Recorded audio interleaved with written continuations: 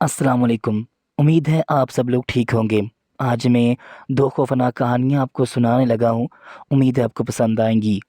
मेरा नाम आदिल है और मैं अपनी ज़िंदगी के सबसे भयानक राज़ को आप सबके सामने लाने जा रहा हूँ।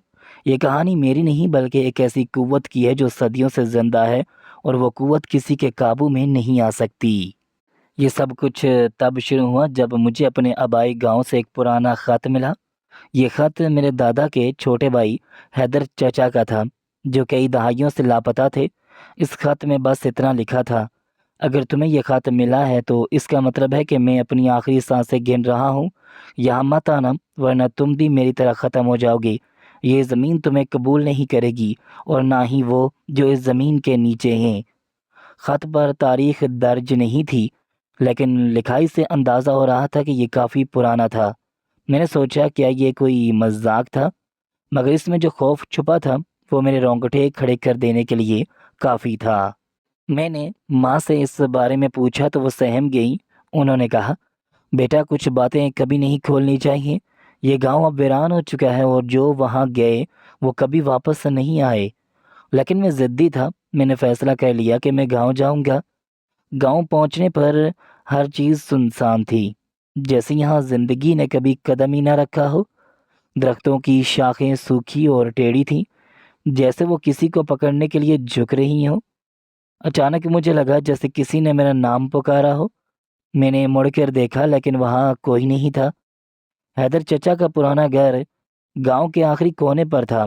जब मैं वहां पहुंचा तो दरवाज़ा आहिस्ता-आहिस्ता खुद ही खुल गया। मैं अंदर दाखिल हुआ तो दीवारों पर खून की लकीरें खींची हुई थीं, जैसे किसी ने नाखूनों से उन्हें खर्चा हो। फर्श पर एक पुरानी डायरी पड़ी थी। मैंने कांपते हाथों से उसे उठाया और पढ़ना शुरू किया। मैंने उन्हें देख लिया है। वो मिट्टी के अंदर नहीं मरे, वो वापस आ रहे हैं। उनकी आंखें अभी भी जल रही हैं।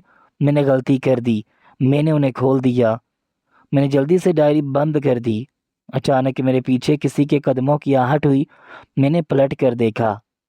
वहाँ एक साया खड़ा था, जो आहिस्ता-आहिस्ता मेरी तरफ बढ़ रहा था।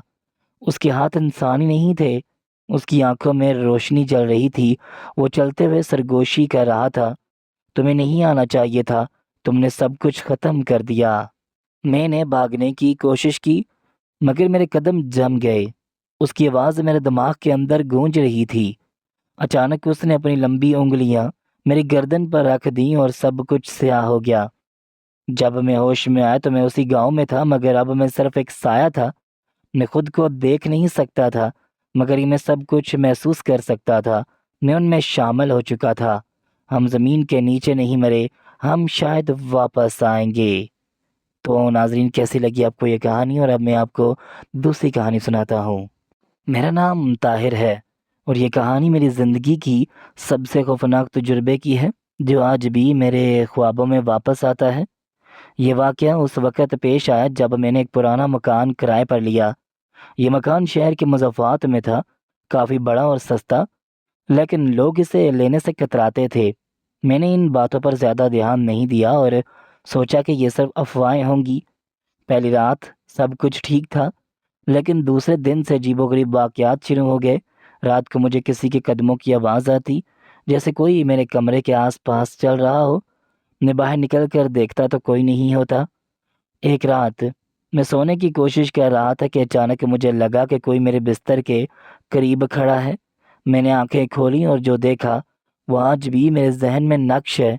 एक बदरू, एक लंबी खौफनाक औरत की शक्ल, जिसकी आंखें अंधेरे में चमक रही थी। उसका चेहरा मसख शुदा और मुस्कुराता हुआ था, लेकिन उसकी मुस्कुराहट में खौफ छुपा हुआ था। बदरू ने कोई बात नहीं की, लेकिन उसकी मौजूदगी ने मेरे हवास छीन लिए। जैसे मैंने हिम्मत की और उसके करीब जाने की कोशिश की, वो हवा में तहलील हो गई। लेकिन इसके बाद से मेरा सुकून गायब हो गया।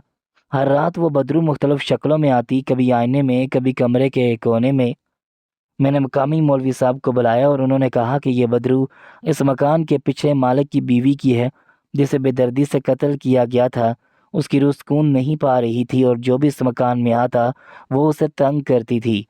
मौलवी साहब की हदायत पर मैंने कई दुआएं और अज़कार शुरू किए। कई रातों की जदोजहद के बाद बदरू ने आहिस्ता आहिस्ता ज़ाहिर होना बंद कर दिया। لیکن وہ لمحے آج بھی میرے ذہن پر نقش ہیں اور میں کبھی بھی اس مکان کے قریب جانے کا تصور بھی نہیں کرتا۔